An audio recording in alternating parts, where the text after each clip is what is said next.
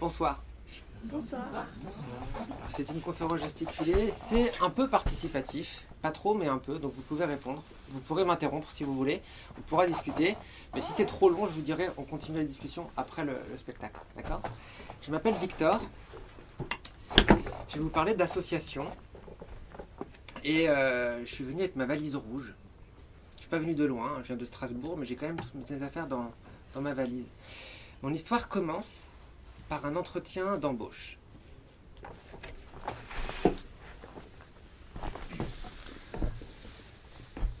Bonjour Victor et bienvenue à cet entretien d'embauche. Tu postules pour devenir coordinateur des animations et responsable d'activités pour une association d'éducation populaire et d'animation scientifique.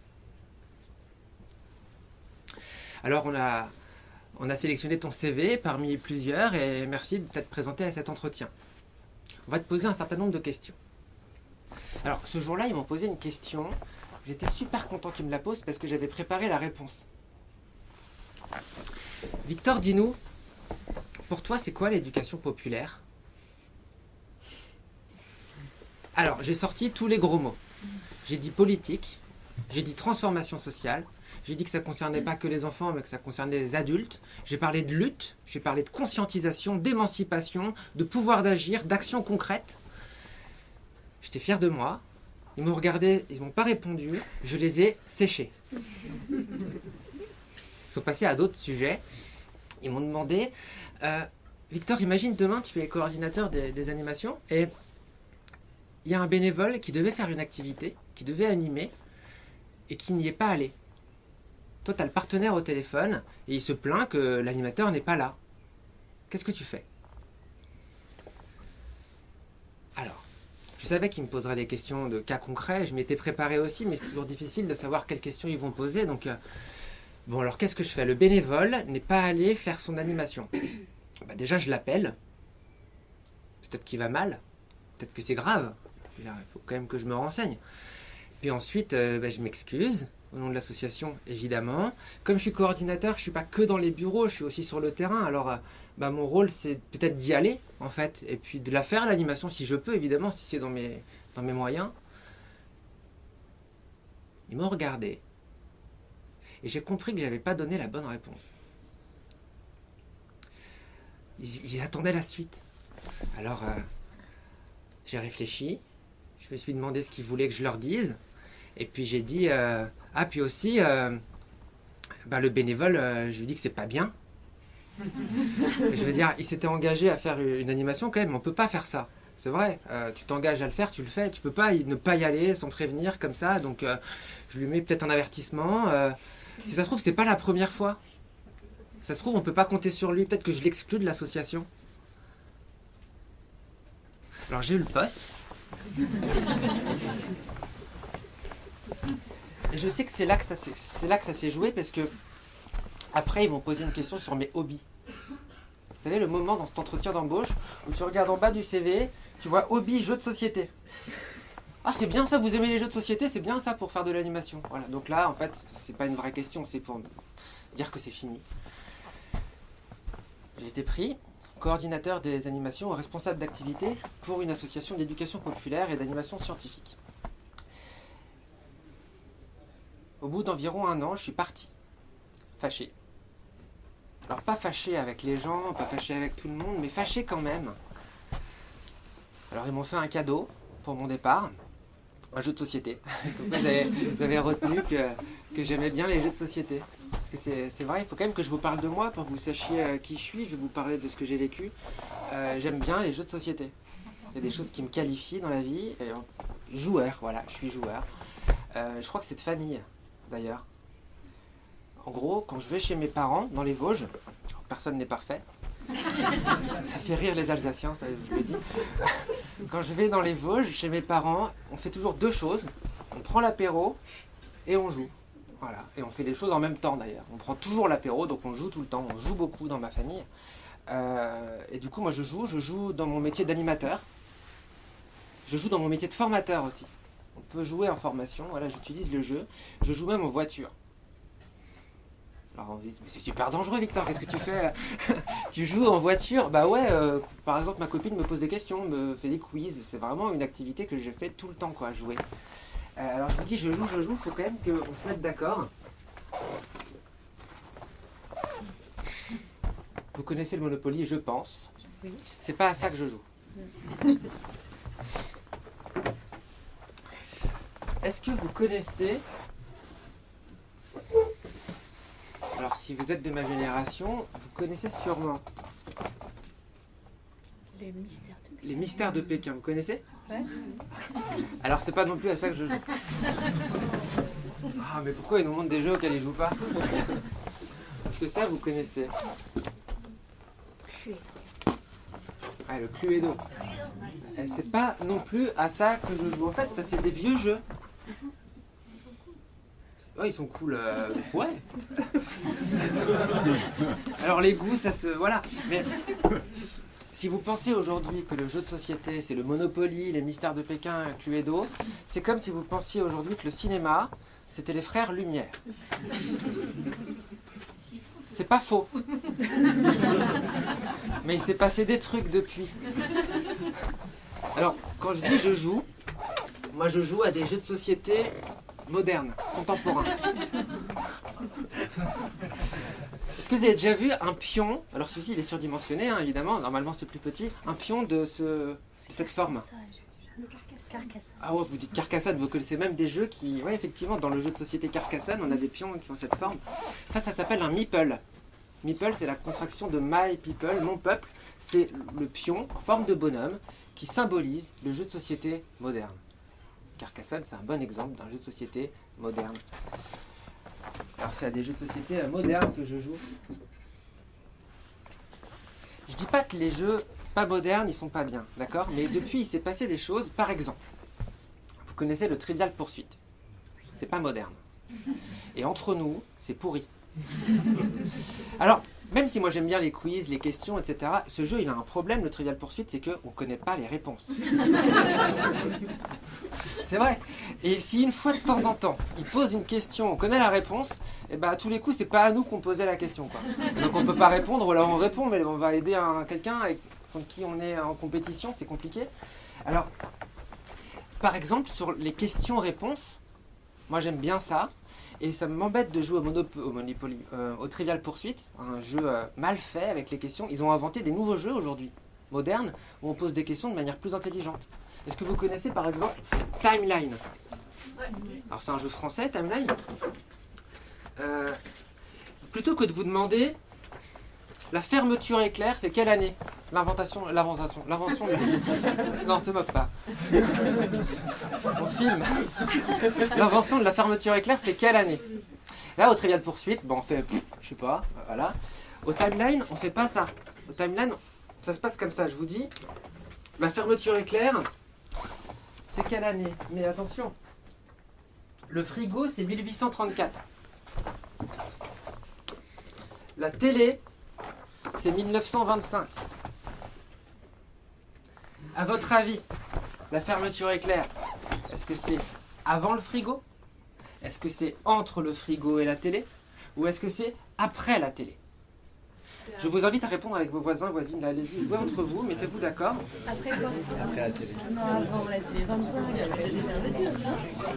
Moi, je parie que c'est ça. Alors, c'est bon.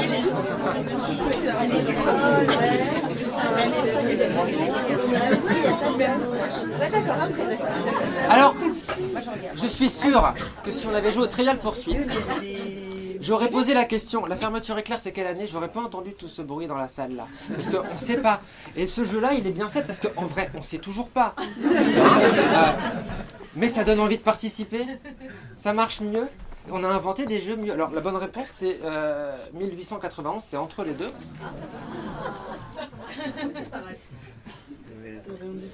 Alors c'est un exemple de... Ça colle pas. C'est un exemple de jeu de société moderne. Moi, j'aurais bien fait partie. En 2017, il y a 2 ans, combien de jeux de société modernes sont sortis? Alors attention, de nouveaux jeux de société. C'est pas des jeux de société qui existaient déjà et qu'on a réédités. C'est des jeux de société qui n'existaient pas en 2016 et qui en 2017 sont sortis dans une boîte vendue. Est-ce qu'à votre avis, c'est moins de 200 ? Est-ce que c'est entre 200 et 1500 ? Dans le monde, des nouveaux jeux de société, mais édités dans une vraie boîte dans le monde. Ou alors, c'est plus que 1500. Entre, plus, moins.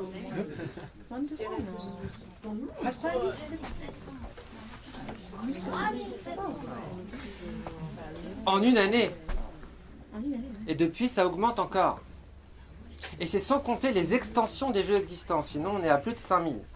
Alors, on se rend compte, quand on voit ça, qu'en fait, on n'a pas le temps de jouer à tout. Et que des jeux de société et des nouvelles mécaniques et de nouvelles manières de jouer, par exemple, de poser des questions, il y en a tous les ans des nouvelles manières de jouer qui s'inventent et on ne connaît pas tout. C'est à ça qu'on joue dans ma famille. Moi, je suis joueur, je joue à des nouvelles manières de jouer régulièrement. C'est intéressant d'ailleurs de se dire que le jeu est un objet culturel. Les nouveaux jeux qui sortent aujourd'hui disent quelque chose de qui on est aujourd'hui. Par exemple, c'est la mode des jeux de coopération depuis quelques années. C'est pas pour rien. Il n'y a pas que dans le jeu de société que la coopération est à la mode. C'est un truc qui dit des choses sur nous. Il y a des archéologues qui étudient les civilisations anciennes à partir de leurs jeux. Ça dit des choses. Et si vous êtes expert en jeu de société, vous jouez à un jeu que vous ne connaissez pas et sur lequel il n'y a pas de texte, sinon ce serait des indices, vous pourrez deviner si c'est un jeu nord-américain ou un jeu extrême-oriental. Vous pourrez aussi souvent deviner si c'est du nord de l'Europe ou de la Méditerranée. Ça dit des choses sur nous, nos jeux. Alors comme je suis joueur, j'ai souvent des cartes, des dés. Je prends l'apéro, ça aussi c'est dans ma famille, et puis on joue en prenant l'apéro, donc je fais ça souvent, j'ai souvent sur moi des cartes. Il y a une autre carte que j'ai eue sur moi pendant très longtemps. C'était ma première carte de membre d'une association. Elle m'a fait rêver cette carte. Alors, je m'en souviens, j'avais 17 ans. Je passais mon BAFA. Le BAFA, c'est une formation pour devenir animateur, en colo. Alors c'est super le BAFA. Vous partez une semaine en pension complète avec des jeunes de votre âge. C'est 17 ans, hein, vous êtes encore un peu ado. Et puis en fait, c'est un camp d'ado pendant une semaine. Alors, on ne fait pas que des activités ludiques, hein, même si on fait des choses comme ça. On réfléchit, on discute, on refait le monde, on fait des veillées, c'est super. Les gens pleurent à la fin d'une semaine de BAFA tellement ils sont tristes. Parce qu'ils veulent se revoir, puis ils ne se revoient pas. Et donc on a plein de souvenirs. Et ben moi, mon souvenir principal de mon BAFA, c'est le dernier jour. Les formateurs nous réunissent. Puis ils nous expliquent qu'on a validé notre stage BAFA, donc on va pouvoir devenir animateur, partir faire des colos, etc. Puis une fois que ça s'était fait, ils ont dit « Bon, vous avez passé une bonne semaine quand même dans notre association d'éducation populaire. Est-ce que vous voulez adhérer ?» Alors tout le monde a dit oh, ouais, on veut adhérer. Alors ils nous donnent des formulaires, on signe, puis après ils disent c'est 10 €. Alors je lui donne 10 €. Il me donne une carte de membre, et c'est marqué mon nom, Victor Kopp, membre actif, association d'éducation populaire. Alors actif de je sais pas quoi, parce que j'ai jamais rien fait d'autre avec cette association, mais j'avais une carte de membre actif, et elle m'a vraiment fait rêver. Est-ce qu'il y a des gens qui sont adhérents d'une association dans cette salle? Vous pouvez lever la main, les gens qui sont adhérents d'une association? Ah ouais, vous êtes pas mal. À peu près la moitié des gens. Vous êtes presque représentatif de la population française. En France, 42% des gens sont adhérents à une association. C'est l'INSEE, 2013, je crois, ce chiffre. Il faudrait l'actualiser. C'est stable depuis 40 ans. Voilà, je viens de vous mentir. Enfin, je vous ai pas vraiment menti en fait. Hein. J'ai juste dit un truc vrai et en même temps, c'est pas complètement vrai. En fait, c'est vrai que depuis 40 ans, c'est stable, 42% à peu près. Sauf que sous-entendu, c'est les mêmes personnes qui sont adhérentes. Pas du tout. Depuis 40 ans, et par exemple, il y a de plus en plus d'hommes qui sont adhérents. Non, pardon, de plus en plus de femmes qui sont adhérentes dans les associations et de moins en moins d'hommes. L'un dans l'autre, on reste à peu près à 42%. Mais vous dire c'est stable depuis 40 ans, 42%, c'est vrai, mais en même temps, c'est pas tout à fait vrai. Bon, bah, c'était ça mon métier dans le secteur associatif. J'ai été salarié associatif et mon métier c'était de mentir avec les chiffres comme ça. Voilà. C'est une des choses que je vais vous raconter ce soir. Comment mon métier c'était de mentir, mais pas mentir vraiment quoi. Juste présenter les choses de manière à sous-entendre d'autres choses. Voilà. J'ai eu toutes les casquettes dans les associations. J'ai été membre actif, j'ai été président d'association, j'ai été employeur, j'ai été salarié technicien, salarié responsable. Et je vais vous parler de certaines de ces expériences. Je vais vous parler de mes mensonges. Puis je vais aussi vous parler de la manière dont ça s'est fini. Parce qu'aujourd'hui c'est fini. J'en ai fini avec le milieu associatif. Je ne suis plus salarié d'une association, je suis salarié d'une entreprise que j'ai créée. Je suis presque plus bénévole dans des associations. Et si je suis parti, c'est parce que dans la grande et belle maison des associations, j'ai trouvé un cadavre. Comme au Cluedo. Ça tombe bien. Cadavre du militant. Alors c'est la question qu'on va se poser ce soir. Je vous propose de mener l'enquête avec moi. Qui a tué le militant? Et puis qu'est-ce que les jeux ont à voir avec ça?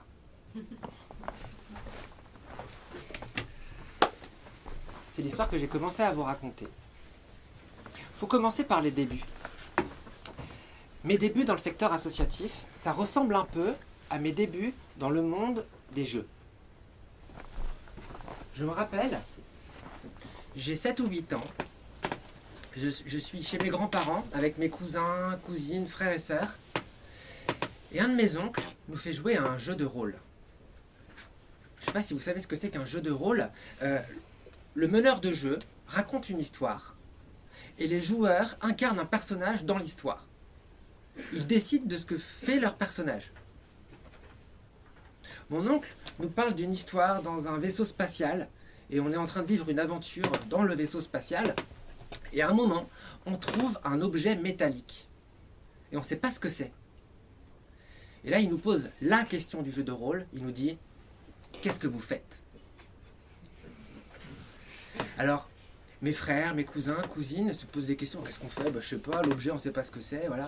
Moi, je réfléchis, puis je me dis, on est dans un vaisseau spatial. Il y a un ordinateur de bord. Peut-être que je peux demander à l'ordinateur s'il sait ce que c'est que cet objet métallique. Et je dis ça. Et mon oncle voit que j'ai compris comment jouer au jeu de rôle et me dit, très bien, tu sais ce que c'est maintenant? C'est une clé.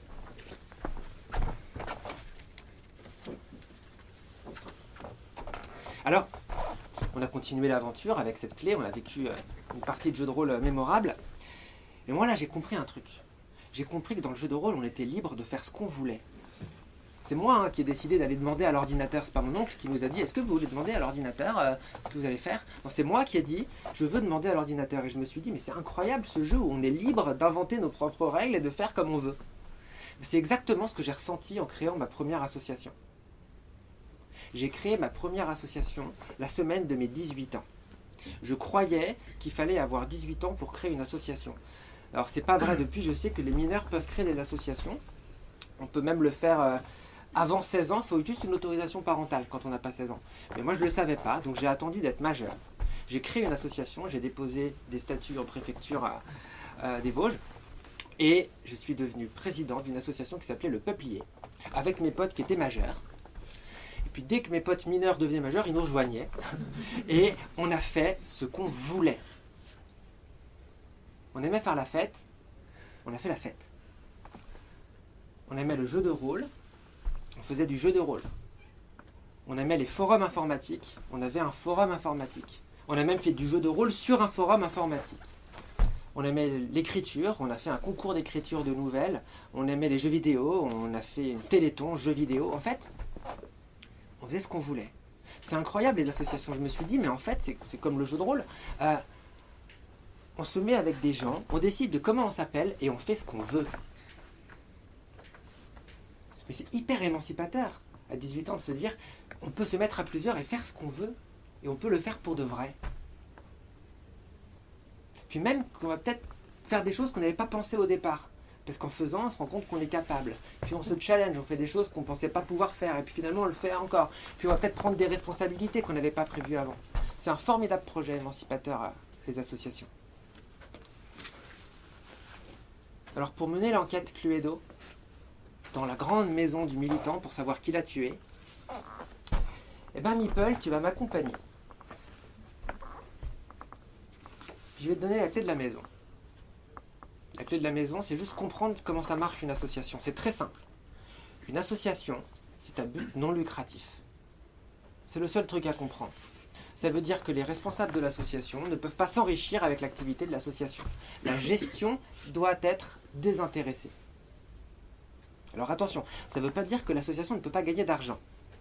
Elle a même tout intérêt à gagner de l'argent si elle veut pouvoir en dépenser. Par exemple, pour acheter des ordinateurs, pour monter une salle informatique si c'était le projet de l'association. Simplement, cet argent, il ne va pas enrichir les responsables de l'association. Il va servir le projet de l'association. S'il enrichit des gens, ce sont des salariés. Parce qu'il y a des salariés dans les associations. Il y en a même plein. 1 800 000 personnes en France sont salariés d'associations. 7% des salariés de France sont des salariés associatifs. Mais, attention, puisqu'ils s'enrichissent avec l'activité de l'association, qu'ils sont intéressés par le fait que l'association gagne de l'argent, ils ne peuvent pas diriger cette association. Le patron est bénévole. C'est ça la clé. Le patron est bénévole. Alors Meeple, j'espère que tu as compris que le patron était bénévole. Parce que maintenant, c'est toi le patron. Et on va mener cette enquête. Rentrons dans la maison du militant pour voir ce qui s'est passé. On va rentrer dans la maison. On va aller voir le cadavre tout de suite, comme ça c'est fait. Il est dans la bibliothèque. On rentre dans la bibliothèque. Un peu d'histoire. En fait, le bénévolat n'a pas attendu les associations pour exister. Association loi 1901, avant les associations, il y avait quand même des bénévoles. On les appelait peut-être pas bénévoles, mais c'est des gens qui donnaient de leur temps sans être payés pour faire des choses, il y en a toujours eu. Les historiens s'accordent sur un point, c'est qu'il y a toujours eu deux types de bénévolat, très différents l'un de l'autre. Le bénévolat d'une classe dominante, qui s'occupe des pauvres par humanisme. Par exemple, au XIXe siècle, la charité chrétienne des riches. Voilà, c'est une chose que de s'occuper des gens bénévolement par humanisme. Et puis, c'est autre chose. Des personnes qui, le plus souvent en difficulté, mais pas toujours, s'occupent de leur communauté pour changer l'ordre des choses. Par exemple, au XIXe siècle, la solidarité mutualiste des classes ouvrières et paysannes. Et c'est pas la même chose de s'occuper des gens dans le besoin par humanisme que de s'occuper des siens pour changer l'ordre des choses. C'est pas la même chose d'être bénévole ou d'être militant. Est-ce que vous connaissez Dom Helder Camara? Alors c'est un évêque brésilien décédé en 1999, je crois, qui était surnommé l'évêque rouge. Et il disait, quand je donne à manger aux pauvres, on dit que je suis un saint. Quand je demande pourquoi ils n'ont pas de quoi se nourrir, on me traite de communiste. C'est pas la même chose. Les restos du cœur. Parlons-en. Les restos du cœur, c'est très bien. Et heureusement que les gens dans le besoin, ils ont ça pour trouver à manger. Les gens qui sont bénévoles au Resto du Cœur, ils sont bénévoles. Ils s'occupent des gens dans le besoin par humanisme. Mais s'ils étaient militants, s'ils voulaient changer les choses, est-ce qu'ils leur donneraient... Alors, j'ai pas la réponse à la question que je vous pose. Mais est-ce qu'ils leur donneraient à manger ou est-ce qu'ils leur donneraient des armes?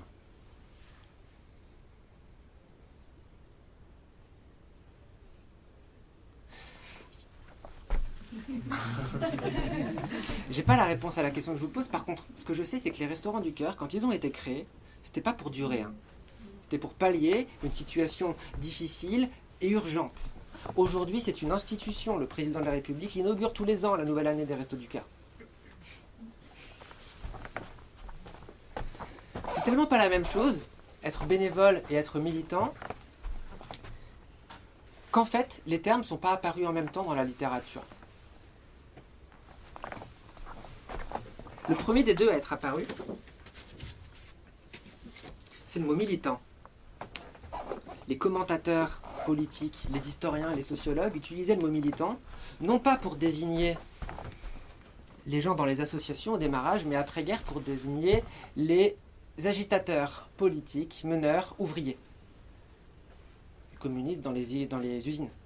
C'était eux les militants. Et puis petit à petit, au fil des décennies, le mot militant il a été employé pour désigner les gens qui militaient dans le secteur associatif, pour changer l'ordre des choses.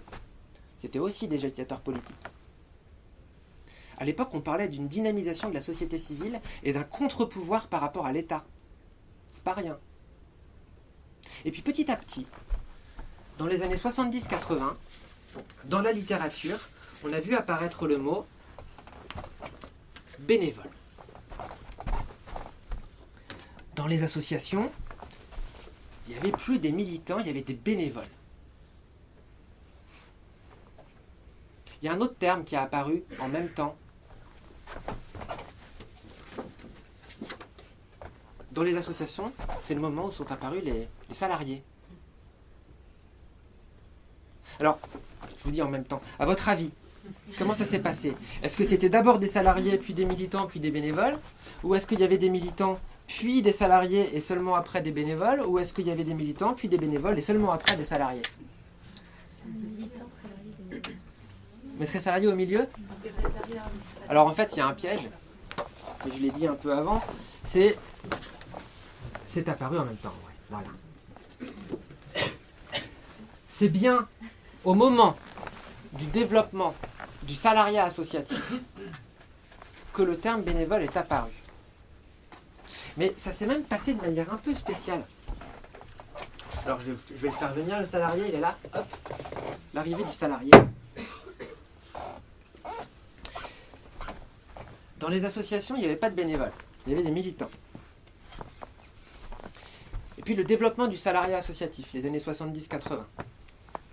Et là, il y avait des militants et des salariés. D'ailleurs, les salariés, en fait, c'était des militants aussi, on les appelait les permanents. C'est l'apparition du terme bénévole, parce qu'il y avait les militants bénévoles et les militants salariés, les permanents. Et puis petit à petit, on n'a plus dit les militants bénévoles, on a dit les bénévoles militants. Puis petit à petit, on a dit les bénévoles. Puis on ne dit plus les permanents.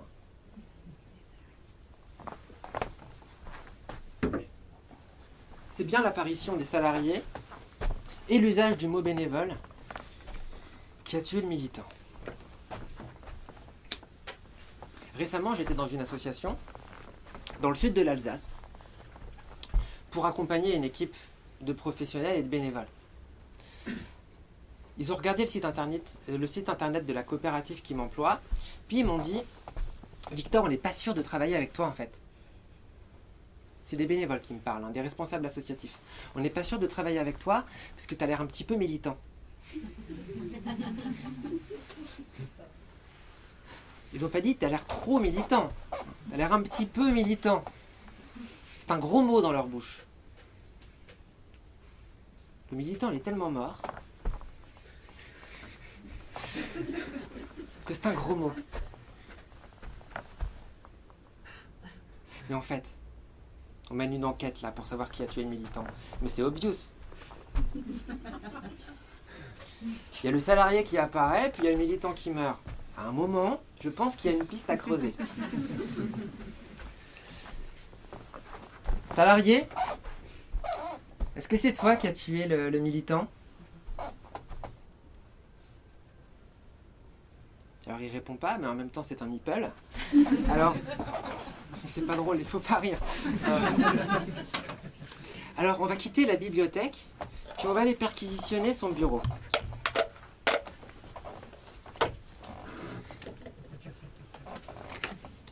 On perquisitionne le bureau du salarié pour voir ce qu'il a à nous dire.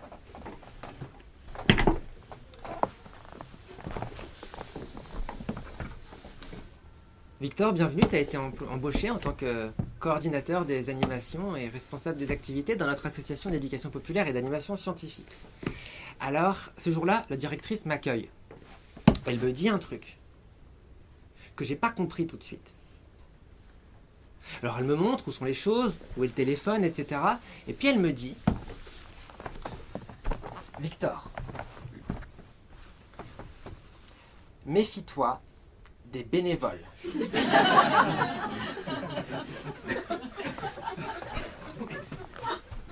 Et pourquoi elle me dit ça? Je suis censé travailler avec eux.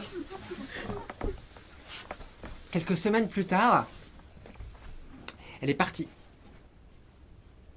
Définitivement. Et je me suis retrouvé directeur par intérim. Derrière moi, dans le bureau, des étagères, des classeurs administratifs. Et il y a un des classeurs, c'est marqué « Documents du personnel ». Dedans, il y a un dossier sur moi, comme tous les autres salariés, et il y a notamment toutes les notes que mes employeurs ont prises lors de mon entretien d'embauche.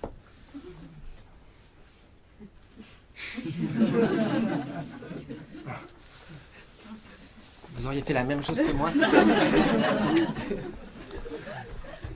Alors, je trouve mon dossier, je retrouve mon CV qu'ils ont conservé, je retrouve la feuille d'entretien, ils avaient noté les questions qu'ils m'ont posées, effectivement. Puis moi, je les ai séchées sur l'éducation populaire, alors je veux voir ce qu'ils ont noté.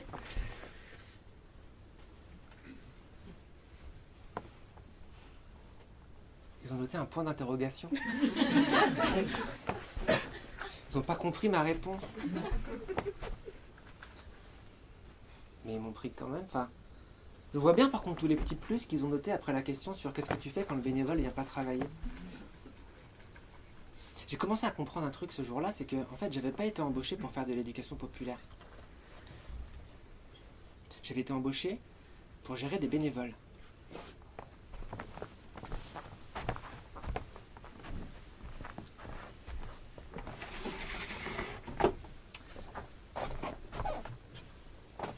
Mon travail de salarié, ça consistait essentiellement à tourner en rond. On arrive à la fin du mois, puis il faut que je paye les salaires, notamment le mien, donc c'est important, je vais le faire avec beaucoup de précautions, je vais regarder ce que je fais, puis je me rends compte que le mois prochain, je vais avoir du mal à payer les salaires. Donc il faut que je vende des animations scientifiques, comme ça j'aurai l'argent pour pouvoir payer les salaires. C'est mon métier de directeur par intérim, c'est normal.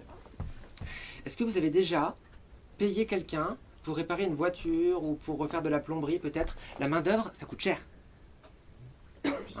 Personne n'achète le prix, l'animation scientifique au prix. C'est pas possible, c'est trop cher. Je suis obligé de me faire subventionner. C'est pour ça que je suis une association d'ailleurs.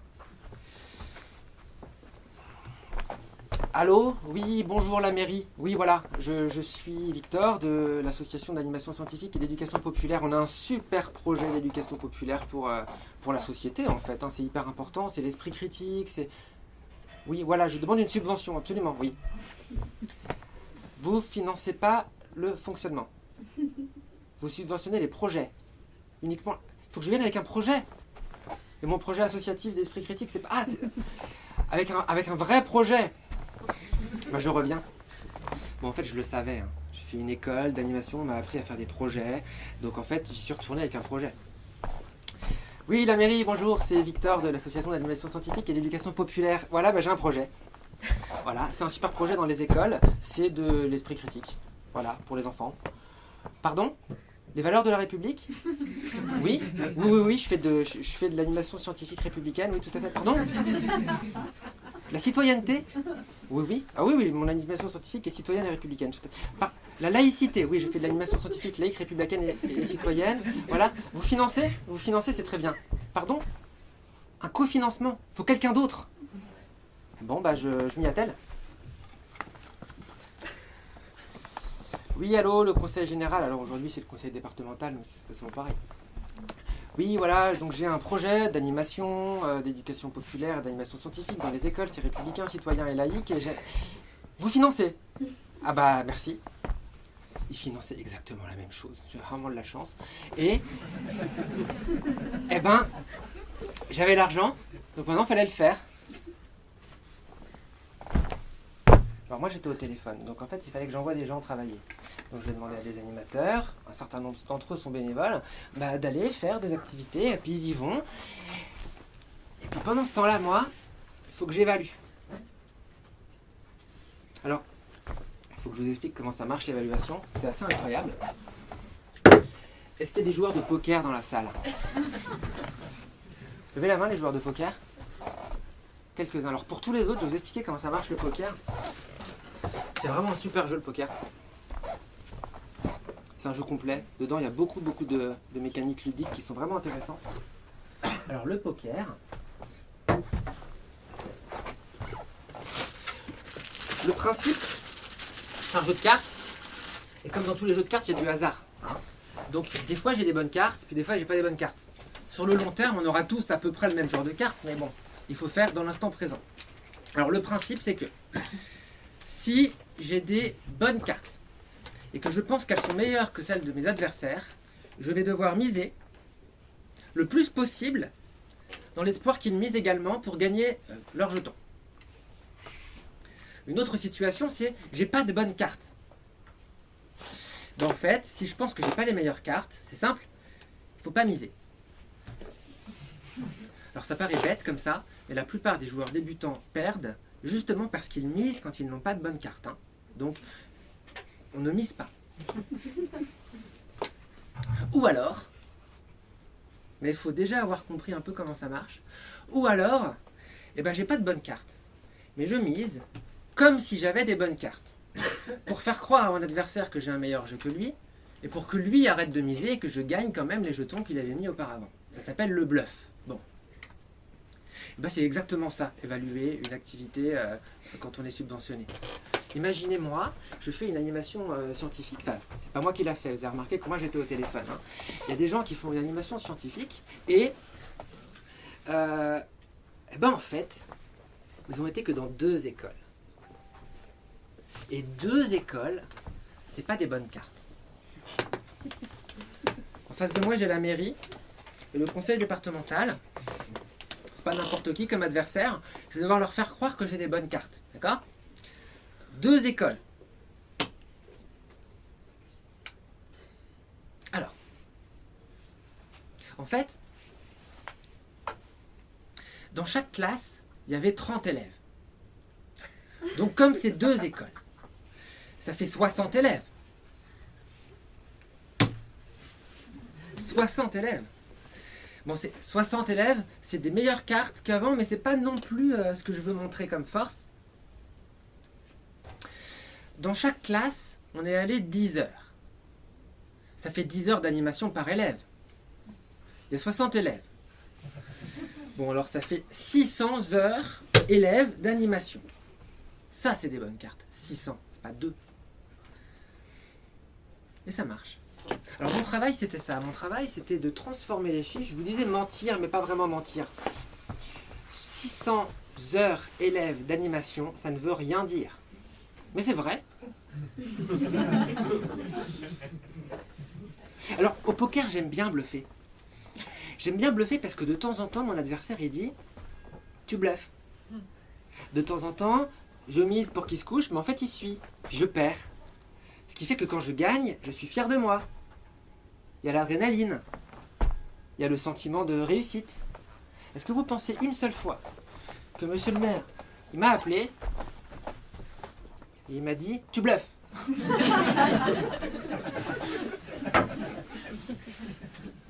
Ça n'arrive pas. Ça n'arrive pas parce qu'il le sait. Il faut quand même que je mente. Enfin, mentir. Il faut quand même que j'évalue.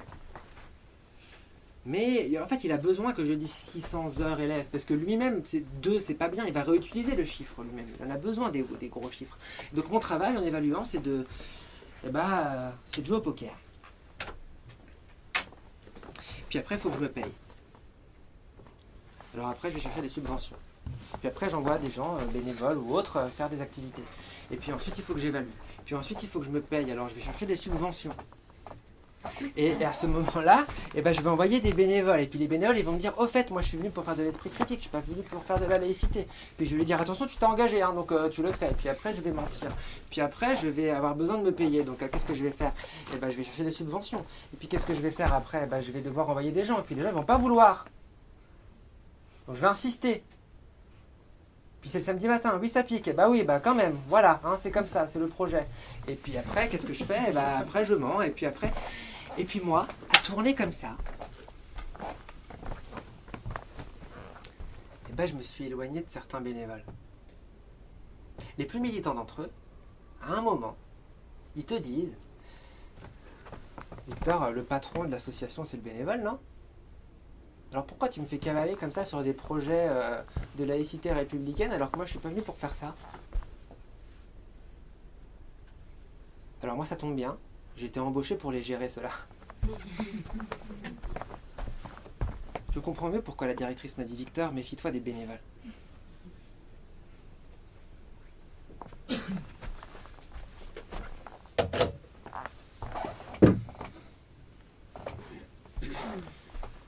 En fait, je vais pas bien du tout là. Parce que qui a tué le militant? Mais en fait, c'est moi. Mais clairement, c'est ce que j'ai fait. Les plus militants des bénévoles qui me rappelaient qu'ils n'étaient pas venus pour servir de main-d'œuvre gratuite pour faire ce que je leur demandais, eh ben, je devais les zigouiller. J'avais pas le choix et j'avais été embauché pour ça.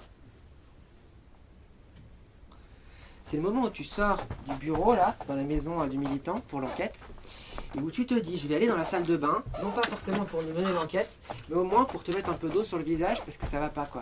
En fait, c'est toi le meurtrier.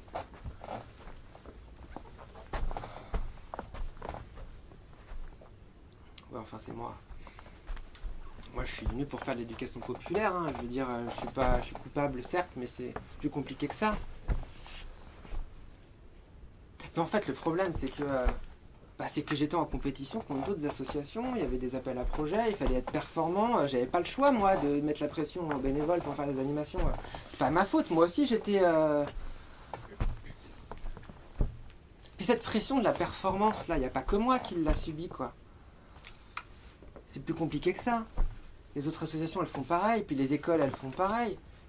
Puis à Strasbourg, en Alsace, il y a un lycée agricole qui fonctionne sans subvention de fonctionnement aussi. Il fonctionne qu'avec des projets tout le temps. Il met la pression aux enseignants pour faire des nouveaux projets tout le temps. Pas que moi. Puis dans les EHPAD, les gens qui sont aides-soignants avec des douchettes et qui doivent s'occuper des gens, ils peuvent pas prendre le temps avec chacun. Eux-mêmes, ils ont la performance, la pression. En fait, on est dans une société de performance, quoi. On est dans une société qui déshumanise. Moi, je suis comme tout le monde. Je fais des projets parce qu'on est dans une société qui fait des projets. Quand je vais à la poste, je fais un projet. Quand je vais à l'assurance, je fais un projet. Quand je passe devant une boutique de décoration d'intérieur, ils réalisent mes projets. Mais c'est vrai. Tout est projet parce que tout doit être évaluable. Parce que tout doit être quantifiable. Parce qu'on doit déterminer avant de commencer là où on doit arriver. Et on doit tout faire pour y arriver. Et il y a une bonne manière d'y arriver. Et la bonne manière, c'était d'envoyer des bénévoles le samedi matin dans des écoles ou ailleurs. Et s'ils n'étaient pas venus pour ça, bah c'est pas la question, parce qu'il y a une bonne manière de faire. Je ne peux pas m'occuper des individus. Ça a un nom, hein, cette manière de penser. Et c'est vraiment une manière de penser générale, culturelle aujourd'hui. Ça s'appelle la logique managériale. Vous savez quand est-ce que c'est arrivé? C'est arrivé dans les années 70-80. En plein dedans.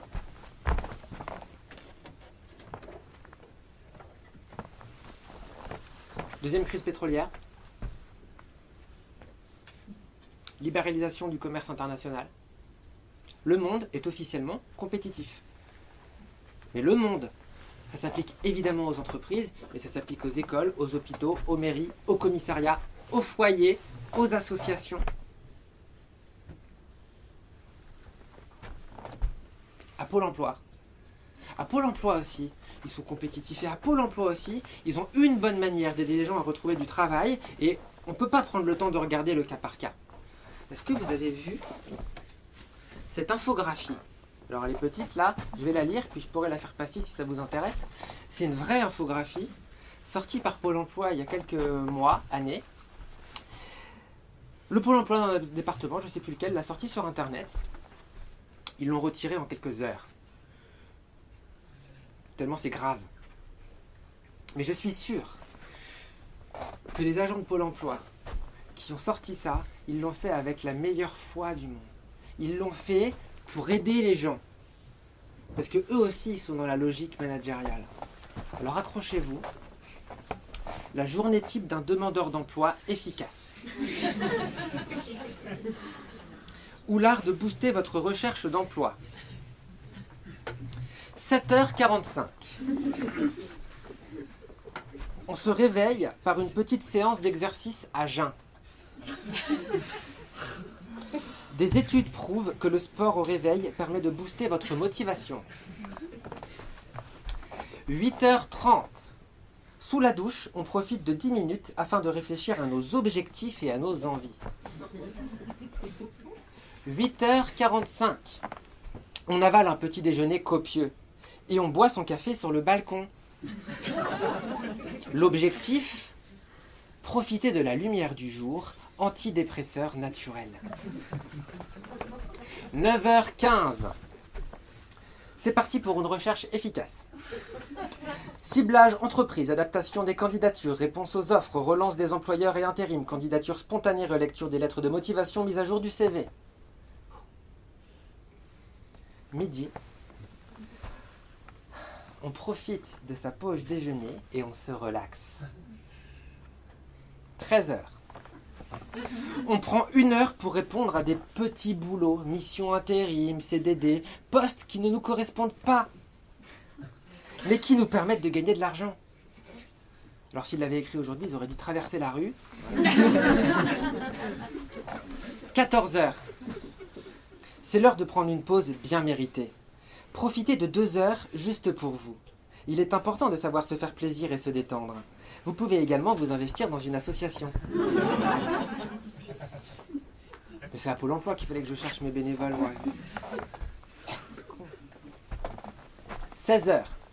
1 heure pour réseauter. Envoyer des courriels à vos contacts LinkedIn, prendre des nouvelles, mais aussi savoir si des postes sont à pourvoir dans leur entreprise. Entretenir un bon réseau est toujours important pour sa carrière. Et enfin, 17h30. Fin de journée, c'est le moment de se sociabiliser un peu. Il est important de rester en contact avec sa famille, ses amis, pour ne pas rester seul dans sa recherche. C'est dingue, non? Je peux faire passer s'il y a des gens qui veulent regarder, parce que c'est un vrai infographie. On est dans une logique où, même sans s'en rendre compte, on a des protocoles, des manières mais complètement déshumanisantes de faire, et c'est la bonne manière pour atteindre des objectifs, pour performer. C'est une logique de la performance. Qu'est-ce que je fais, moi, si j'ai pas de balcon? Et je ne pourrai jamais être efficace dans ma recherche d'emploi. Qu'est-ce que je fais, moi, si j'ai pas de bénévoles disponibles le samedi matin pour aller faire des animations? J'ai besoin d'être efficace dans mes projets, donc je vais en trouver des bénévoles. En fait, ça fait du bien de prendre une douche et de réfléchir comme ça, parce que je me rends compte que cette logique-là, certes, le salarié, et donc moi, en fait, j'en étais le vecteur, je suis coupable d'avoir tué des militants, mais ça me dépasse. C'est plus compliqué que ça. Ça décentre. Ça fait du bien. Alors on sort de la salle de bain, puis on rentre dans le salon pour continuer l'enquête. Alors on s'assoit sur le canapé pour regarder un peu, on voit une télécommande, on allume la télé. Puis il n'y a rien. Enfin il y a des trucs, mais c'est pourri quoi, c'est la télé. Alors on éteint, puis on se dit non mais moi je suis rentré dans le milieu associatif pour militer et pour m'émanciper, pour faire ce que je veux. C'est pas avec une télécommande qu'on fait ce qu'on veut. Voilà, la télé ça rend fou. Et là on voit la table, la grande table du salon. J'adore les tables. J'adore les grandes tables. Est-ce que vous savez pourquoi j'adore les grandes tables? Le jeu des sous. Ouais, parce qu'on peut faire des gros jeux. Alors, je sais pas si vous connaissez les gros jeux. C'est dans ces jeux-là, généralement, qu'on trouve des meeples. Alors, un gros jeu, c'est simple. Vous avez un grand plateau, c'est pour ça qu'il faut une grande table. Puis vous avez du matériel de deux types, généralement. Vous avez les meeples. Alors ici, c'est pas toujours en forme de bonhomme, hein. Là, ici, j'ai en forme de cheval, forme de bonhomme, forme de voiture. Vous avez des meeples. Puis vous avez ce qu'on appelle des cubes en bois. Les cubes en bois, ça symbolise des ressources. Le principe d'un gros jeu, on appelle ça un jeu de gestion, de stratégie, et ben, à mon tour, c'est d'utiliser mes meeples pour réaliser des actions. Ces actions vont me faire gagner des ressources qui me permettront de faire d'autres actions pour atteindre des objectifs et ainsi gagner des points de victoire. C'est clair. Il n'y a pas de hasard. Je lance pas un dé et puis comme j'ai fait 6, j'avance mon meeple de 6 cases. Ça c'est les frères Lumière des jeux de société, d'accord? Il n'y a pas de carte, je tire une carte, puis si j'ai la meilleure carte, ben je gagne. En fait, il n'y a pas de hasard. Le hasard, c'est les autres. C'est la stratégie que les autres vont employer contre moi, et puis je vais essayer de l'anticiper pour être meilleur qu'eux en stratégie. Alors, c'est pas fun, hein, souvent. L'ambiance autour d'un jeu de gestion.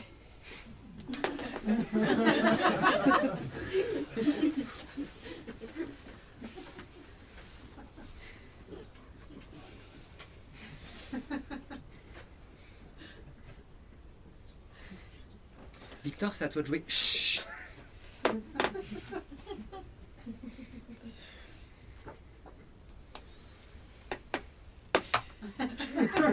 À toi.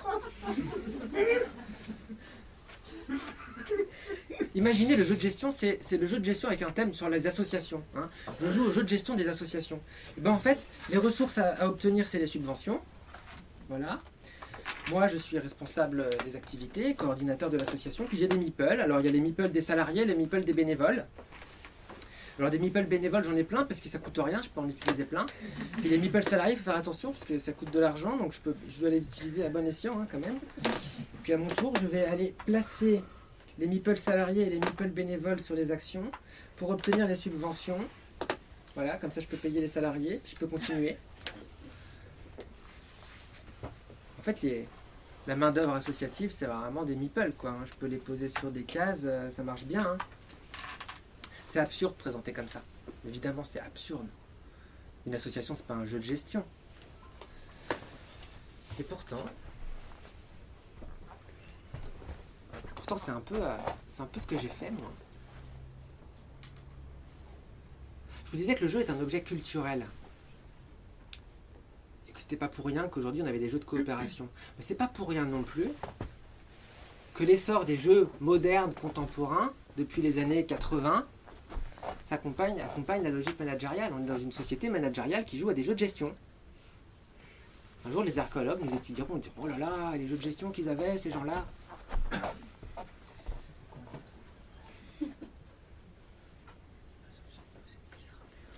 Alors,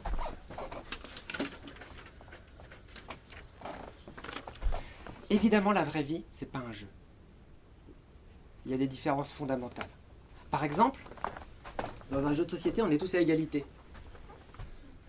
On a les mêmes règles. Puis on les connaît à l'avance. C'est pas le cas dans la vie. Dans un jeu de société, quand un joueur est désavantagé ou avantagé par rapport aux autres, généralement, les règles le prennent en compte. Comme toi, tu joues en premier, tu as un avantage, donc tu auras moins de points. Enfin, c'est le genre de règles qui sont dans les jeux de société pour égaliser les gens. Ça se passe comme ça dans la vie. Puis il y a aussi une différence. C'est que les meeples salariés, ok, eux, quand on leur demande de faire quelque chose, ils le font. Mais les meeples bénévoles, de temps en temps, dans la vraie vie, ils nous disent « En fait, j'ai pas signé pour ça ». Évidemment, dans un jeu de société, ça n'arrive pas. Hein. Le meeple est un meeple, il ne se révolte pas. Donc ça marche très bien dans les jeux de société, ça marche moins bien dans la vie. Pour quel but? Ça donne quoi, en fait, dire, pourquoi est-ce qu'on a des associations gestionnaire aujourd'hui. Parce que c'est de ça qu'il s'agit. On appelle ça la gestionnarisation des associations. On a des associations qu'on pourrait vraiment comparer à des jeux de gestion. Avec des meeples. Hop, gestionnarisation.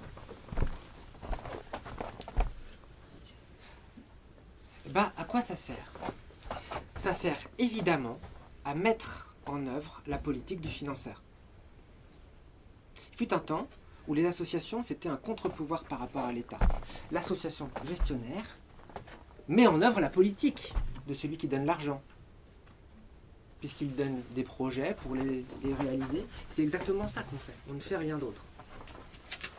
Il y a même des lobbies, alors pardon, je dis lobby, des laboratoires d'idées,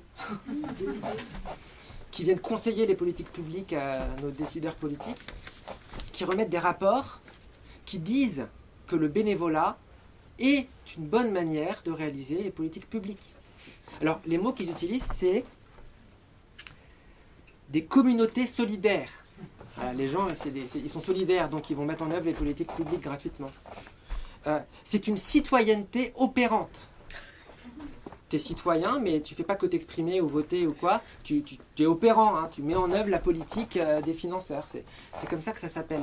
Après tout, les gens, ils ont envie de donner de leur temps, donc on va l'utiliser. Hein. Si on traduit, ça peut vouloir dire que si dans un quartier d'une grande ville, la mairie ou d'autres financeurs de politique publique décident de mettre le paquet, par exemple, pour aider à l'intégration d'une population d'origine étrangère primo-arrivante, parce qu'ils ne parlent pas la langue, ils mettent le paquet, ça peut vouloir dire on va mettre des associations en concurrence, on va mettre un peu d'argent, et puis ce qui va se passer au final, c'est que Michel, qui était venu dans le quartier pour faire du sport avec les jeunes dans l'espace public, parce que c'est ce qu'il aime faire, c'est ça qu'il était venu faire dans l'association, et ben on va lui demander de faire des cours de français langue étrangère avec des gens qui ont l'âge de ses parents, alors qu'il n'avait pas signé pour ça. Puis il est possible que Michel, il nous dise, mais en fait, mais c'est pas mon projet ça. Puis les responsables associatifs lui diront, mais si, c'est notre projet. Enfin, c'est le projet du financeur. On se retrouve même dans les associations gestionnaires à pouvoir parfois dire aux gens les raisons pour lesquelles ils s'engagent. J'ai reçu un mail un jour d'une responsable associative alors que j'étais bénévole dans l'association, bénévole formateur. Ce mail m'invitait à un week-end de travail. Et en vrai, moi, ces week-ends de travail, j'y allais volontiers. Mais ce mail, quand même, voulait me convaincre, moi et les autres bénévoles, de participer à ce week-end de travail. Je vous lis les mots. Je vous rappelle qu'au-delà d'être un week-end de travail, ce dispositif s'inscrit pleinement dans votre parcours de formateur bénévole. Il fait partie intégrante de votre engagement.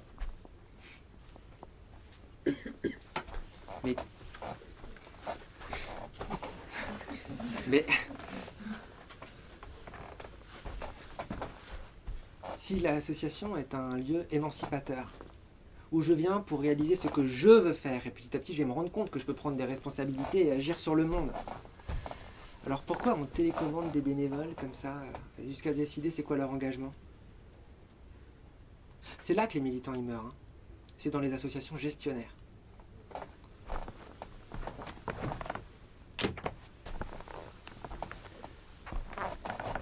Alors j'ai dit des gros mots, hein, managérial, logique, gestionnarisation. Ok, mais moi je trouve que c'est grave là. Moi je suis rentré dans le monde associatif pour m'émanciper. Et j'aimerais bien que l'association aujourd'hui, encore en 2019, en France et ailleurs, ça serve à ça. Donc moi je veux un coupable là. À qui profite le crime? Pour continuer notre enquête, on va aller dans la cuisine. Parce que dans la cuisine, on manipule plein d'objets, on laisse des empreintes, et donc c'est des bons indices pour savoir à qui profite le crime. Alors la cuisine... Alors ici je suis en Alsace, je pense que vous savez ce que c'est que cet outil. C'est une machine à faire des spätzle. J'étais en Lorraine l'autre jour à Nancy et ils ne savaient pas ce que c'était. Bon. Il y a des indices. Allons-y. Il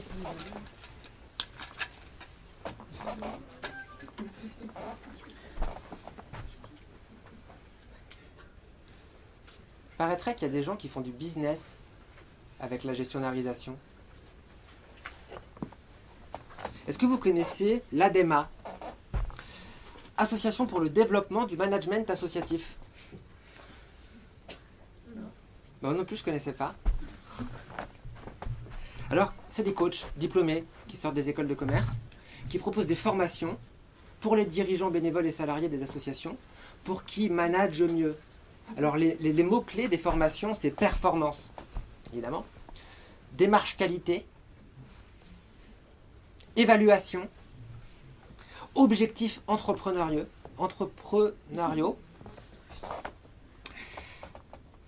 Ils font du business en vendant des formations chères pour nous apprendre à gérer avec tous les codes de l'entreprise.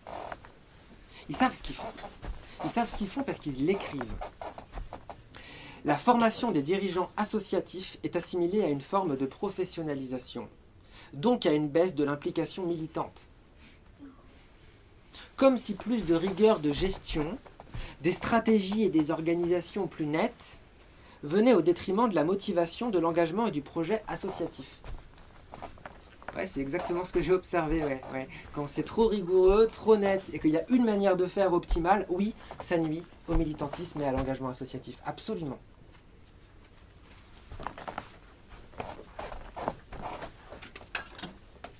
Il y a un autre indice.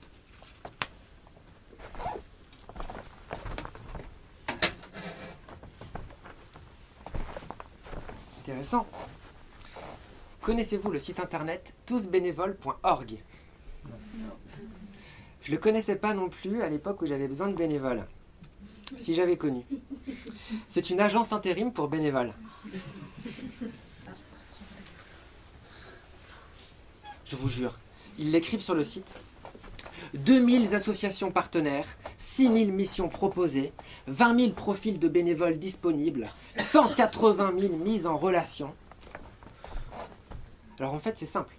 Vous êtes responsable associatif, vous avez besoin d'une main-d'œuvre bénévole, et bien vous allez déposer une offre de travail bénévole sur tousbénévoles.org. Puis vous êtes bénévole, enfin vous voulez être bénévole, vous avez du temps, vous ne savez pas quoi en faire. Peut-être que Pôle emploi vous a dit que vous deviez passer 2 heures l'après-midi dans une association. Peut-être que comme certains politiciens le souhaitent, vous touchez le RSA et donc du coup vous devez faire du bénévolat. Voilà, peut-être que c'est pour ça. Et donc vous allez répondre aux offres d'emploi bénévoles sur tousbénévoles.org. Donc vous déposez un CV. Vous montrez vos compétences.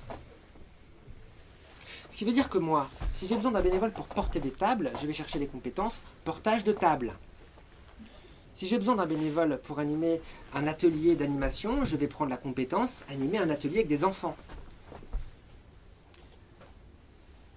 Elle est où l'émancipation? Je viens pour faire ce que je veux quand je suis recruté sur ce que je sais déjà faire, sur les compétences que je mets en œuvre, comme ça. Et pour faire ça et pas autre chose.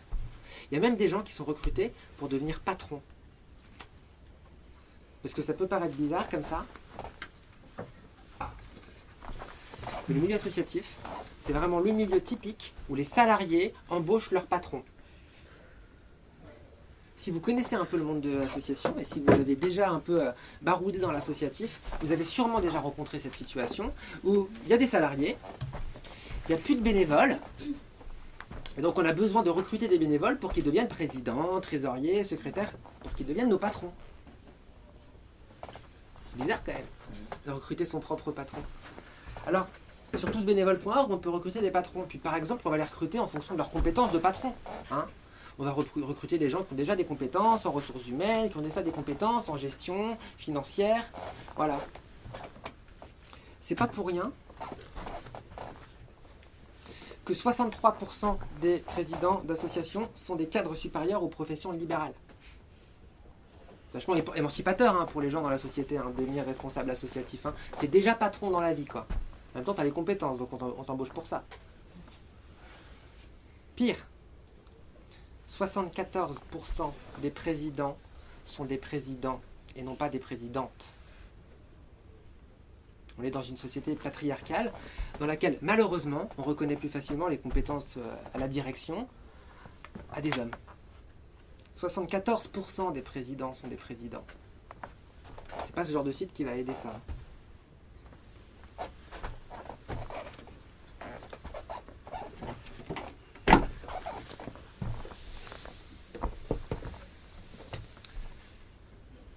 Alors Victor, je suis le président de l'association. Bienvenue, tu as été embauché en tant que coordinateur des animations. Alors moi je suis bénévole. Voilà, donc je vais pas être là en journée. Donc si tu veux me parler, alors je te répondrai au téléphone quand même si c'est urgent, mais tu vas quand même devoir être pas mal autonome. Par contre, on fera souvent des réunions le soir et les week-ends, parce que je suis bénévole, donc c'est là que je vais pouvoir venir. Mais de toute façon, tu es dans l'associatif, tu sais que tu vas pas compter tes heures. Alors, attention. Je viens de signer un contrat de travail avec marqué 35 heures dessus, d'accord? Et mon patron me dit, tu vas pas compter tes heures. Quelques minutes après que j'ai signé le contrat de travail. Moi, je suis militant. Donc, qu'est-ce que je réponds? Je connais mes droits. Eh ben, je réponds. Bah oui, bien sûr, je vais pas compter mes heures. Je suis dans l'associatif. Le surtravail, c'est la norme dans le secteur associatif. C'est tellement la norme que je connais de nombreux et de nombreuses salariés d'associations qui sont à plus de 600 heures supplémentaires. Évidemment non payées, évidemment non payables, évidemment non récupérables. Ça fait 4 mois de travail. Je connais de nombreuses associations, dans l'éducation populaire ou ailleurs, où si le code du travail était respecté, on fermerait boutique demain. Heureusement, il n'y a plus de code du travail. Mais en même temps, c'est normal. Enfin, moi j'étais volontaire pour me faire exploiter, quoi. Vraiment. Puisque déjà, je venais pour militer. Voilà. Donc à un moment, c'est normal que je compte pas mes heures. Puis en plus, si je veux me révolter, il faut que je sache qui m'exploite. Mais le bonhomme, il est bénévole, là. Puis c'est moi qui l'ai recruté une fois sur 2. Comment je me révolte? Puis c'est vrai que lui, il est sympa, il veut pas m'exploiter. Il vient déjà sur son temps libre parce que je lui ai demandé. Le surtravail, c'est la norme. Le patron ne se voit pas comme un patron, et le salarié ne voit pas le patron comme un patron. Donc la relation d'exploitation dans le travail, elle est complètement inconsciente. Elle est complètement invisible. Alors moi, j'ai été dans le rôle de la personne qui se fait recruter pour devenir patron. Ouais. Alors en plus, j'ai été recruté par des anciens collègues, parce que j'ai été salarié de l'association, puis un jour, ils n'avaient plus de bénévoles, puis ils en avaient besoin pour devenir patron, puis ils m'ont cherché. Et donc je suis devenu le patron de mes potes, quoi. Bah oui, c'est des anciens collègues, on s'entend bien, on se voit souvent, je suis le patron. Je ne me vois pas comme patron, mais bien sûr je ne me vois pas comme patron. Je me souviens d'une fois où je fête Nouvel An. Et j'invite mon pote. Puis on fait la fête. Puis il me parle. Puis à un moment il se confie. Puis il m'explique que les conditions de travail sont compliquées. Puis il m'explique qu'il y a toute une période dans l'année où il ne compte pas ses heures, effectivement, et puis que c'est dur. Puis qu'il n'y a pas que ça, il y a des problèmes organisationnels, il y a des problèmes de relations, il y a des problèmes de sécurité affective dans le travail. Il y a des problèmes. Et c'est mon salarié qui me parle. Moi, je suis son patron. C'est Nouvel An. J'ai invité mon pote.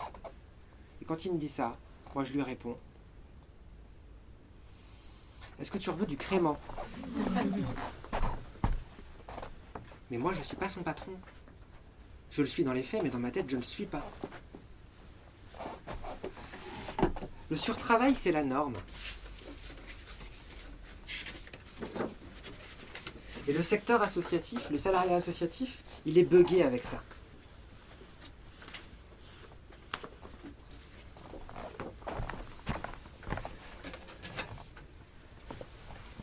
Alors là, c'est pas joyeux, hein. Les bénévoles, ils sont exploités, ils mettent en œuvre la politique publique plutôt que de s'émanciper dans des associations. Les associations gestionnaires, à cause de la logique managériale, tue les militants. Le salarié est coupable, mais il est aussi victime, en surtravail. Qu'est-ce qu'on fait? On y tient à nos associations quand même.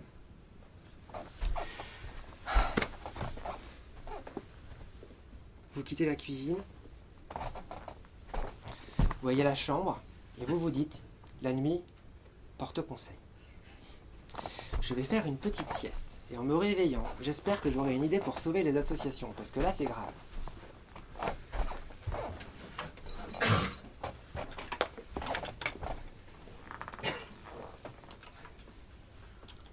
Vous vous réveillez le matin, enfin quelques heures après la petite sieste. J'ai une idée. C'est bien fait, hein? Mais je sais comment faire. En fait, c'est François Hollande qui me l'a dit. François Hollande nous a expliqué à un moment dans un discours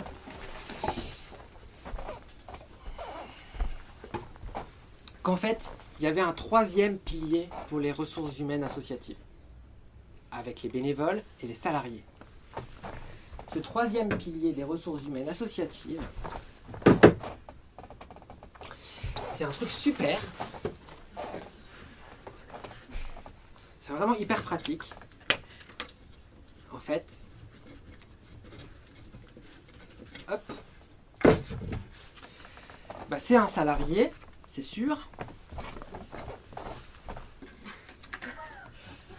Puis c'est aussi un bénévole. C'est le salarié bénévole. Alors, en vrai, il n'est pas tout à fait bénévole, parce qu'il touche de l'argent. Il touche plusieurs centaines d'euros tous les mois. Il signe un contrat, il s'engage, il fait un temps plein parfois, pendant 1 an. Donc il n'est pas bénévole, hein, il s'engage, il a une rémunération. Mais il n'est pas tout à fait salarié non plus, parce qu'en fait, bah déjà c'est quelques centaines d'euros pour un temps plein, donc c'est pas un salaire. Et puis c'est du brut, hein, parce qu'il n'y a pas de cotisation, il n'y a pas de droit chômage, rien du tout. Puis il n'y a pas de relation hiérarchique. On ne peut pas lui donner d'ordre. Il vient pour réaliser un projet dans l'association, mais il n'est pas là pour recevoir des ordres. Donc je vous présente, mesdames et messieurs, le volontaire en service civique. Troisième pilier des ressources humaines associatives. C'est vrai qu'on n'est pas censé lui donner d'ordre. Sinon, il faudra lui donner un salaire. Hein? Pour un temps plein, c'est pas 500 euros sans cotisation, un salaire. Hein? C'est pas ça. Hein? Il y a un tribunal de France qui, en novembre, a requalifié un service civique en CDI. C'est une première. Il y a d'autres affaires en cours. Pourquoi? Parce qu'on leur donnait des ordres. Alors c'est vraiment la solution pour les associations. Vous voyez, en fait, c'est le bénévole. Donc, il ne me coûte rien, c'est le meeple que je peux utiliser au taquet. Mais en même temps, c'est le salarié. Donc en fait, il ne peut pas se rebeller. C'est vraiment parfait. Je vais vous présenter Thomas. Thomas, il est volontaire en service civique. Mais avant d'être volontaire en service civique, il est bénévole. En fait, Thomas, c'est un super bénévole. Thomas, il est là depuis des années dans l'association d'éducation populaire et d'animation scientifique. Il est étudiant à la fac. Il fait, je crois, de la météo. Il passe un master. Et il adore les sciences. Il veut faire de l'animation scientifique. Il donne de son temps. Et à la fin de son master, avant de partir sur un doctorat, il veut faire un break d'1 an pour être super bénévole. Pour être à temps plein. Pour faire un service civique. Parce qu'il a un projet, lui. Il a ce projet. Ce projet, c'est de travailler à l'université pour faire des liens entre les étudiants et l'association. Donc on l'accueille à bras ouverts, évidemment. Puis il vient, Thomas. Alors moi, j'arrive quelques semaines avant la fin du service civique de Thomas. Et Thomas, il n'est pas du tout en train de travailler sur un projet entre les étudiants et l'association. Thomas, il est en train de coordonner un festival. Voilà. En fait, on devait faire un festival. Et il fallait des gens. Et il n'y avait que lui. Donc, il a été nommé volontaire. Voilà. Est-ce que quelqu'un a déjà coordonné un festival ? Et là, il y a des mains qui se lèvent. Alors, c'est beaucoup de travail. En fait, par définition, un festival, ça se passe mal. D'accord ? Ça se passe toujours mal. Et donc, il y a du travail pour que ça se passe au mieux. Et en fait, ce jour-là, le festival, il s'est bien passé. En apparence. Donc, Thomas a beaucoup travaillé. depuis plusieurs jours, il ne dormait pas. C'était beaucoup de travail. Il n'avait pas signé pour ça, il ne savait pas faire, c'est des compétences particulières quand même, mais il a fait. C'est la réunion de bilan du festival. Et il y a le président de l'association qui nous félicite parce que c'était une réussite. Il faisait beau, il y avait des centaines de personnes, il y avait monsieur le maire, il y a eu une photo de la presse entre le président et monsieur le maire, tout le monde était super content, donc il nous félicite, super festival. Et puis moi je regarde un peu autour de la table les gens, puis je vois une partie des gens qui disent ouais, c'était un super festival. Puis je vois une autre partie des gens, ils ont l'air un peu gênés, ils ont surtout l'air fatigués. Puis je vois Thomas. Blanc. Des cernes jusque-là. Lui, il se tient les mains comme ça, il se penche un peu en avant, puis il regarde personne. Quelques jours plus tard, c'était la fin du service civique de Thomas. Il n'est jamais revenu. On a grillé un service civique. Là, on a tué un militant. Alors, il est temps d'alléger l'atmosphère. Je vous parle d'animation scientifique depuis tout à l'heure, mais j'ai envie de vous montrer. L'animation scientifique, vous allez voir, c'est absolument génial. Alors, on va faire une expérience. Vous pourrez la reproduire chez vous.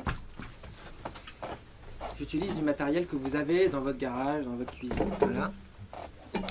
On va dire que cette bouteille, c'est une association, d'accord? Puis on va dire que ce ballon, c'est Thomas, d'accord? Et Thomas, il est bénévole. Il gravite autour de nous depuis des années. Et là, il veut être super bénévole.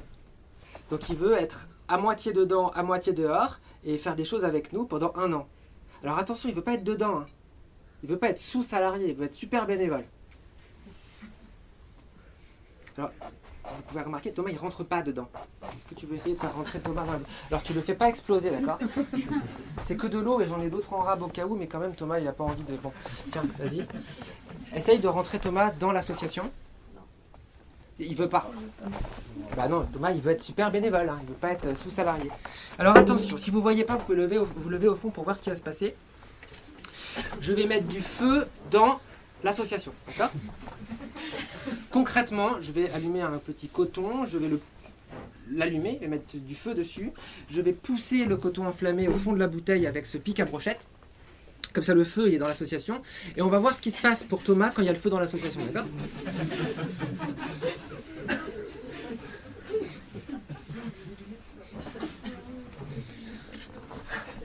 Alors, des fois ça rate, hein, c'est ça. J'ai l'impression. On y va. J'allume le coton, je le pousse dans la bouteille, je pose Thomas.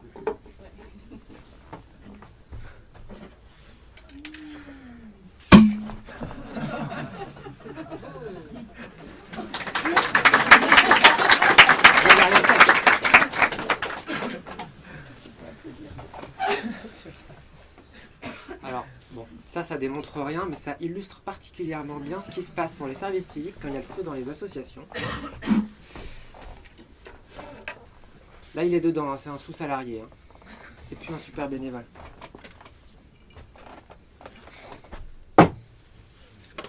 Heureusement qu'ils sont là, les volontaires. Hein. Moi, j'ai appris 2 choses dans cette association.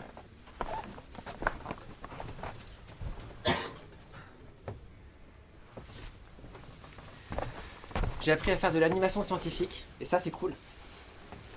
Puis j'ai appris à cramer des services civiques.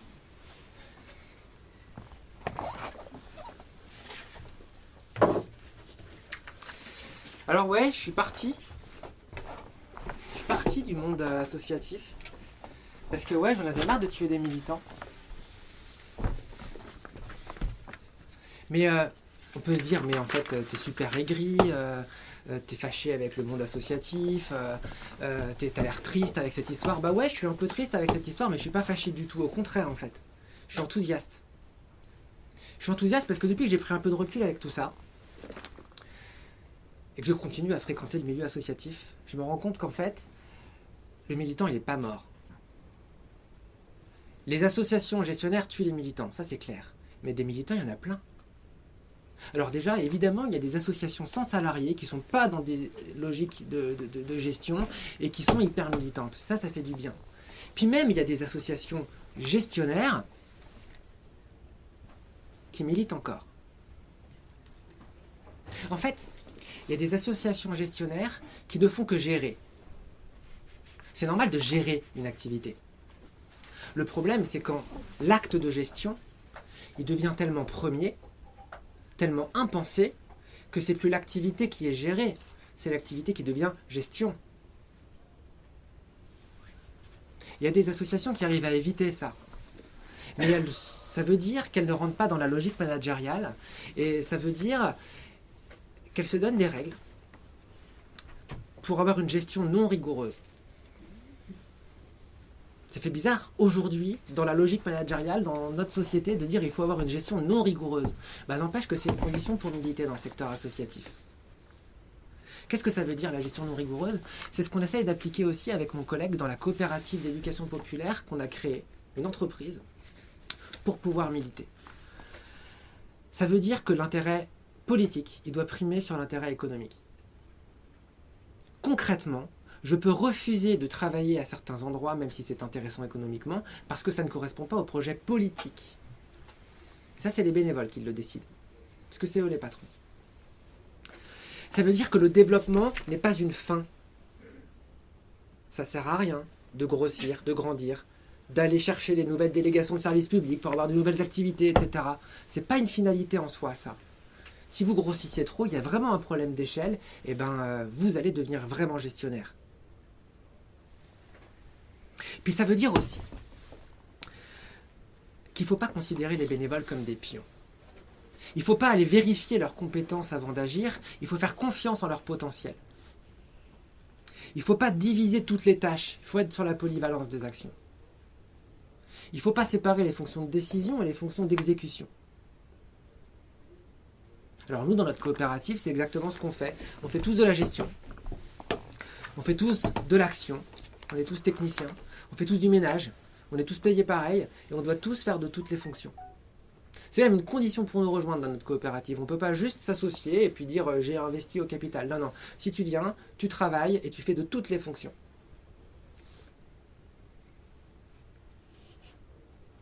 On travaille avec des associations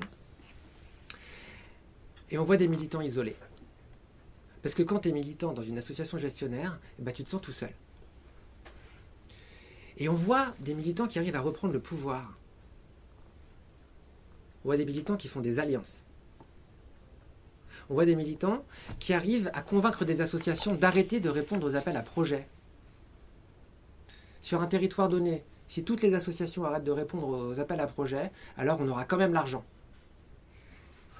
Parce qu'on a besoin de gens qui travaillent. On n'aura juste plus la nécessité de réaliser des objectifs qu'on avait définis à l'avance, on pourra juste rendre des comptes. On voit aussi des bénévoles qui investissent les lieux de décision des associations pour y militer. Et si on s'allie suffisamment bien, on peut reprendre le pouvoir. On voit même des fonctionnements associatifs maintenant qui fonctionnent à base de sociocratie. La sociocratie, c'est par exemple, il y en a d'autres, des techniques de gouvernance, de direction d'associations. Tout le monde a un droit de veto. Le militant qui dit non, on ne fait pas. On doit chercher des compromis et on prend davantage en compte l'avis des militants qui sont toujours minoritaires.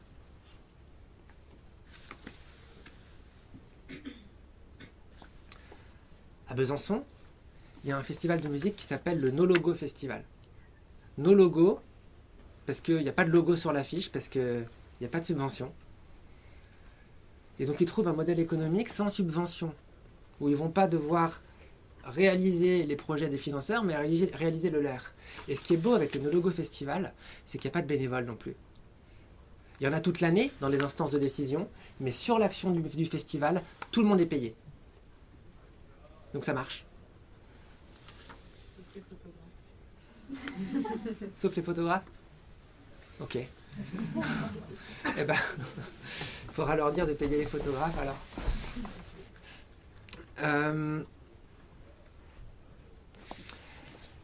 La phrase avec laquelle j'ai envie de conclure, c'est que j'ai pas de solution.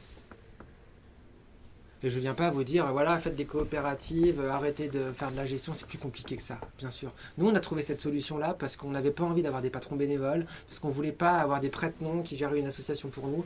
On s'est dit, on veut être nos propres patrons. Et comme ça, plutôt que d'être exploité par des bénévoles, on s'auto-exploite. Voilà. Parce que concrètement, c'est ça qui se passe. C'est pas simple, on n'a pas la solution. Mais quand même, on est enthousiaste de voir qu'il y a des associations qui se remettent à militer alors qu'elles avaient oublié de le faire pendant longtemps. Et la clé avec laquelle on est rentré dans la maison du militant, pour comprendre le monde associatif, c'est le patron, le bénévole. Alors et si on se disait ensemble ce soir que ce serait possible que le patron, ce soit le militant? Je vous remercie.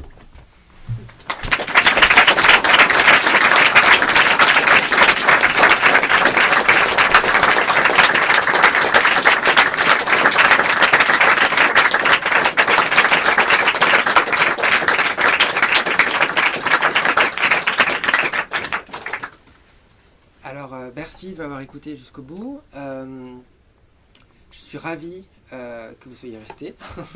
Et je serais ravi de pouvoir discuter avec vous. Si vous êtes d'accord avec moi, si ça fait écho à des choses, venez m'en parler. Puis si vous n'êtes pas d'accord avec moi, venez parler aussi, parce que évidemment, je parle de mon point de vue. Évidemment, c'est hyper subjectif.